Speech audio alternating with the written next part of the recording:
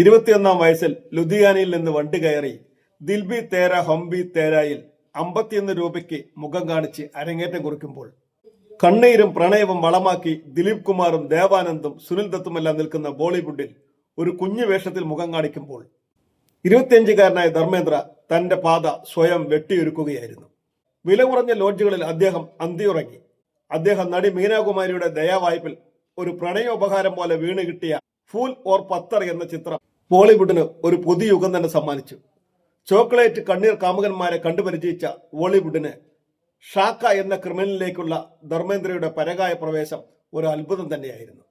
തേച്ചുമിനിക്ക് ചന്തം വരുത്താത്ത നായകന്മാരെ ബോളിവുഡ് കണ്ടു തുടങ്ങിയത് അന്ന് മുതലാണ്. നഗ്നമായ നെഞ്ച് പ്രദർശിപ്പിക്കുന്ന മസിൽ പെരുപ്പിച്ച പരുക്കൻ നായകനെ കണ്ട് തിയേറ്ററുകൾ ഇളകി മറിഞ്ഞു. ബോക്സ് ഓഫീസ് നിറഞ്ഞു കവിഞ്ഞു. യുവാക്കൾ കാത്തുനിന്ന നായക രൂപത്തിലേക്ക് അയാൾ പരകായ പ്രവേശം ചെയ്തു. അവർ ആ പൗരുഷത്തിന് മുന്നിൽ വണങ്ങുകയും ബോളിവുഡിന്റെ ഹീമാൻ എന്ന വിശേഷണം അദ്ദേഹത്തിന് ചാർത്തിക്കൊടുക്കുകയും ചെയ്തു. രാജേഷ് ഖന്നയുടെ പ്രണയ നായകർക്കും ശശി കപൂറിന്റെ കണ്ണീർ നായകർക്കും മേലെ ധർമ്മേന്ദ്രയുടെ പൗരുഷം തലപ്പൊക്കത്തോടെ നിന്നു. എക്കാലത്തും ചരിത്രത്തിൽ ഇടം നേടിയ ഷോലയിൽ അദ്ദേഹത്തിന്റെ പൗരുഷം അതിന്റെ മൂർധന്യത്തിൽ നിറഞ്ഞാടി. സിനിമയിൽ സൽമാൻ ഖാനെ പോലുള്ള മസിൽമാന്മാരുടെ സമ്പന്നമായ വംശാവലിക്ക് ധർമ്മേന്ദ്രയാണ് വിത്തിട്ടത്. 70കളിൽ ബിഗ് ബി അമിതാഭ് ബച്ചന്റെ ശുഭിത യൗവനത്തിന് വിളനിലമൊരുക്കിയതും ധർമ്മേന്ദ്ര തന്നെയാണ്. സഹതാരങ്ങളുമായി ഈഗോ ഇല്ലാതെ ഇത്രമേൽ ഇഴുകിച്ചേർന്ന മറ്റൊരു നടൻ ബോളിവുഡിൽ ഇല്ല തന്നെ.